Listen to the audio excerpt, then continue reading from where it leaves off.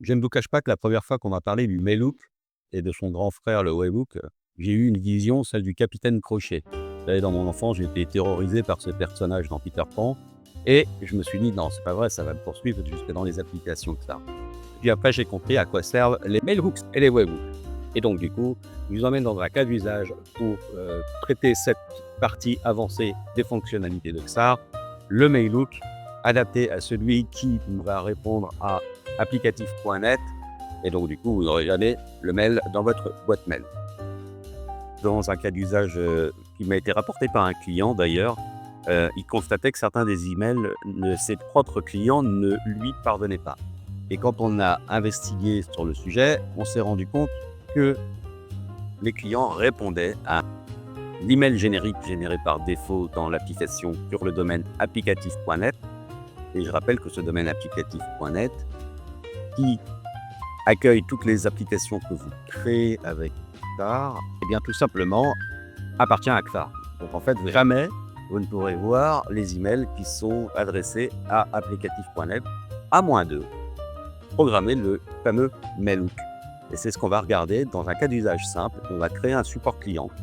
Ce support client a pour vocation de prendre des points techniques des utilisateurs d'une application.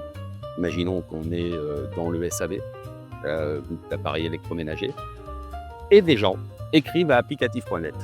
Évidemment, pour un support, c'est quand même moche de rater des demandes, donc on va tout faire pour que ces demandes soient renvoyées vers le bon email du support, quelle que soit la configuration du client en face.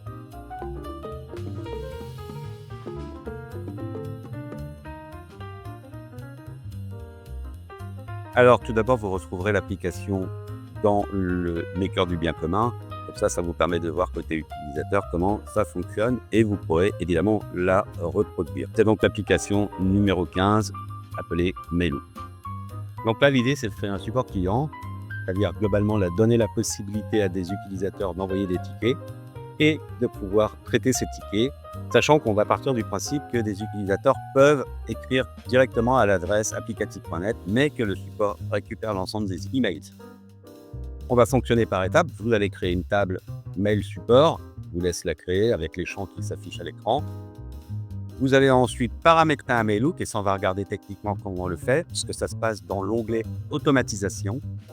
Vous allez créer cette automatisation de traitement, à savoir récupérer l'ensemble des emails qui sont adressés à un domaine applicatif.net, tester par vous-même le flux pour vous assurer que votre programmation, une fois qu'elle est activée, fonctionne bien. Et ensuite, vous pouvez placer un ensemble de données dans un Kanban. On va utiliser ce support. Un support assez classique permet de traiter par colonne des statuts de tickets et de voir leur progression.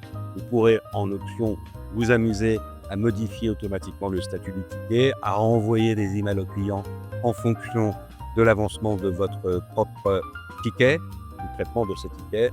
Ça, je vous laisse faire, c'est les options qui vous appartiennent si vous avez envie de vous amuser à développer plus profondément un support. Et je serais ravi de pouvoir avoir justement des invitations dans vos applications bac à sable afin de tester vos programmations. N'hésitez pas à me signaler vos travaux.